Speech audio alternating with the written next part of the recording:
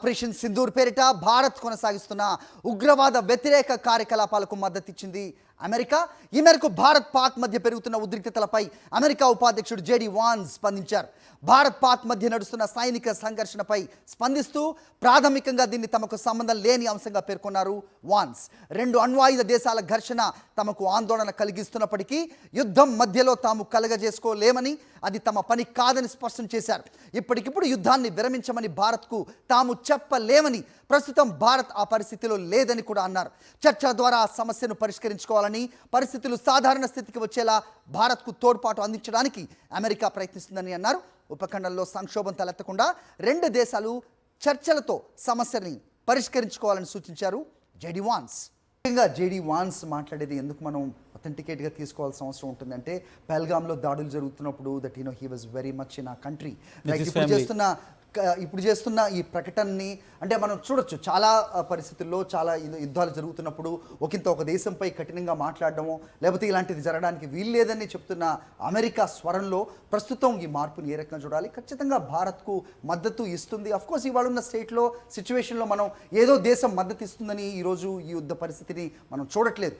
We are retaliating, we are defending our entire country very effectively. But JD Vance ప్రకటన ఏ రకంగా చూస్తారు? డెఫినెట్గా ఇంతకుముందు లాగా పాకిస్తాన్తో మనకు ఉన్నటువంటి రిలేషన్స్ని మన టర్మ్స్లో, మన కండిషన్స్లో, మన ఆలోచనతో మనం డిక్టేట్ చేయాలి. సో గతంలో ఇండియాను చాలా కంట్రీస్ డిక్టేట్ చేసేటువంటి ఒక ప్రయత్నం చేశాయి 2-3 decades బ్యాక్. బట్ ఇప్పుడు ఎవరు కూడా మనతో ఫ్రెండ్షిప్ చేయొచ్చు, ఈక్వల్గా అక్రాస్ ద టేబుల్ కూర్చొని ఇండియాతో మాట్లాడవచ్చు. కానీ మన సిచ్యువేషన్స్ని, మన ఇంటర్నల్ అఫైర్స్లోకి వేరే కంట్రీస్ వచ్చి మనల్ని డిక్టేట్ చేసేటువంటి సిచ్యువేషన్ లేదు. Even that America also. అమెరికాతో మనకు మంచి ఫ్రెండ్షిప్ ఉంది, రిలేషన్స్ ఉన్నాయి, మన ట్రేడ్కి సంబంధించినటువంటి లాట్ ఆఫ్ ఇష్యూస్ మనం డీల్ చేస్తున్నాం. ఎట్ ద సేమ్ టైం ఇది ఒక కంట్రీకి సంబంధించిన సవర్నిటీకి సంబంధించినటువంటి ఇష్యూ, ఇది ఒక కంట్రీలో ఉన్నటువంటి ఇంటర్నల్ సెక్యూరిటీకి సంబంధించినటువంటి ఇష్యూ.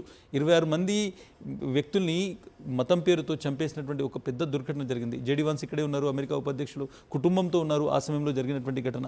డెఫినెట్గా అమెరికా మీద దాని ఇంపాక్ట్ ఉంటుంది. ఎట్ ద సేమ్ టైం మనకు సంబంధించినటువంటి డిప్లొమాటిక్ ఛానల్స్ అన్నింటినీ కూడా లాస్ట్ 15 to 18 years చాలా ఎఫెక్టివ్గా వాడుతున్నాం. సో ఒకవైపు మనం యుద్ధానికి సంబంధించి ప్రిపరేషన్స్ చేస్తూనే జైశంకర్ ఎక్స్టర్నల్ అఫేర్స్ మినిస్టర్, ఆయన చాలా వరకు ఈ మొత్తం ఎక్స్టర్నల్ అఫేర్స్లో చాలా కాలం పాటు ఆయన లైఫ్ మొత్తం ఒక బ్యూరోక్రాట్గా ఉన్నటువంటి వ్యక్తి. ఆయన తన ఛానల్స్ అన్నింటినీ ఓపెన్ చేశారు. అజిత్ డోవల్ ఒక బ్యాక్డోర్ నుంచి కూడా మనం ఏదైనా డిస్కస్ చేయాల్సి వస్తే ఆయన కూడా వాళ్ళ మాట్లాడుతున్నటువంటి సిచ్యువేషన్. సో ఇటువంటి సిచ్యువేషన్ వస్తే మన అప్పర్ హ్యాండ్ ఉండే విధంగా, పాకిస్తాన్ను ఏకాకి చేసే విధంగా ఆల్రెడీ డిప్లొమాటిక్ ఛానల్స్లో మనం సక్సెస్ అయ్యాము. ఒక విధంగా చూడాలనుకుంటే పాకిస్తాన్ ఇప్పుడు రెండే పేరు చెప్తుంది, ఒకటి టర్కీ, రెండోది చైనా. బట్ ఆ రెండు కంట్రీస్ కూడా డెఫినెట్లీ పాకిస్తాన్తో ఉండవు. యుద్ధం వస్తే అది కూడా పాకిస్తాన్లోకి ఇప్పుడు అర్థమవుతుంది. సౌదీ లాంటి ఒక ఇస్లామిక్ కంట్రీ, మిడిల్ ఈస్ట్లో చాలా పవర్ఫుల్ కంట్రీ, ఒపెక్ కంట్రీస్లో చాలా పవర్ఫుల్ కంట్రీ, ఆ కంట్రీ పూర్తిగా ఇప్పుడు మనతో ఉన్నటువంటి సిచ్యువేషన్. సో డెఫినెట్గా సిచ్యువేషన్ ఇంకా ఎస్కలేట్ అయితే పాకిస్తాన్ పూర్తిగా ఒక విధంగా దౌత్యపరంగా అంతర్జాతీయ సమాజంలో ఏకాకి అయ్యేటువంటి అవకాశాలు చాలా స్పష్టంగా కనబడుతున్నాయి. రైట్, ఒక ఆర్థిక సంక్షేమంలోకి పాకిస్తాన్ వెళ్తుంది, ఆల్రెడీ వెళ్ళిన సిచ్యువేషన్స్ కనిపిస్తున్నాయి. Ismail, I'm not trying to speculate here. ఖచ్చితంగా నిన్న రాత్రి అమెరికా నుంచి వచ్చిన ఒక సమాచారంతో జాతీయ మీడియా సంస్థలు అవ్వచ్చు లేకపోతే అంతర్జాతీయ మీడియా సంస్థలు కూడా చాలా క్లియర్ కట్గా చెప్పింది, పాకిస్తాన్లో బ్యాంక్కి వెళ్ళిన వాళ్ళకి కేవలం 3,000 పాకిస్తాన్ కరెన్సీ మాత్రమే ఇస్తున్నారు. దట్ లెస్ దెన్ $50 మాత్రమే తీసుకోగలిగే ప్రస్తుతం వీలుంది అంటే కనుక వాట్ ఈస్ ఇట్ ట్రాన్స్లేటింగ్? డెఫినెట్గా పాకిస్తాన్ను ఆర్థికంగా దెబ్బతీసే అవకాశం లేదు. ఎందుకంటే అది దివాలా తీసినటువంటి దేశం. ఆల్రెడీ ఒక దివాలా తీసినటువంటి దేశాన్ని పెద్దగా ఆర్థికంగా మనం ఇబ్బంది పెట్టేటువంటి అవసరం లేదు. అవి మనం ఒకసారి IMFకు సంబంధించి, వరల్డ్ బ్యాంక్తో ఎన్ని బెయిల్అవుట్ శాంక్షన్స్ ఉన్నాయి, బెయిల్అవుట్కి సంబంధించినటువంటి ఎన్ని ఇష్యూస్ ఉన్నాయి వాళ్ళు ఒకసారి మనం చూసుకోవచ్చు. పాకిస్తాన్కి ఇప్పుడు అప్పు ఇవ్వడానికి ఎవరు కూడా ముందుకు రానటువంటి సిచ్యువేషన్. కొద్ది రోజుల క్రితం టర్కీ దగ్గరికి వెళ్ళి కొన్ని ఆయుధాలు కొనుక్కున్నామంటే డబ్బులు లేకపోతే వాళ్ళ దేశంలో ఉన్నటువంటి ఒక యూనివర్సిటీ భూములను తనఖా పెట్టి డబ్బులు తీసుకొని తెచ్చుకున్నటువంటి సిచ్యువేషన్. పాకిస్తాన్లో అవినీతి అనేటువంటి పాకిస్తాన్ కంట్రీ ఏర్పడినప్పటి నుంచి ఉంది. ఆర్మీలో ఉన్నటువంటి వాళ్ళు బిజినెస్ చేస్తారు. అక్కడ ఉన్నటువంటి ఎవరైతే పొలిటీషియన్స్ ఉన్నారో వాళ్ళు పాకిస్తాన్లో ఉన్నటువంటి ధనాన్ని తీసుకెళ్ళి లండన్లో లేకుంటే యూరోపియన్ కంట్రీస్లో లగ్జరీ లైఫ్ గడుపుతారు. సో పాకిస్తాన్ పూర్తిగా దివాలా తీసింది.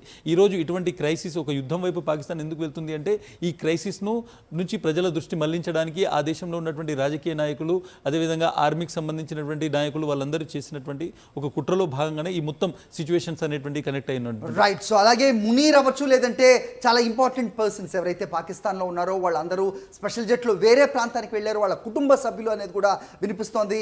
అలాగే పాకిస్తాన్లో ఈరోజు గ్రౌండ్ రియాలిటీ, పాకిస్తాన్ పౌరులు బ్యాంక్ నుంచి 3,000 రూపాయలు కూడా విత్డ్రా చేయలేని ఒక సీల్ని విధించింది పాకిస్తాన్ గవర్నమెంట్. అంటే ఇది ఏం ట్రాన్స్లేట్ చేస్తుంది అనేది ఇక్కడ ఖచ్చితంగా గమనించాలి.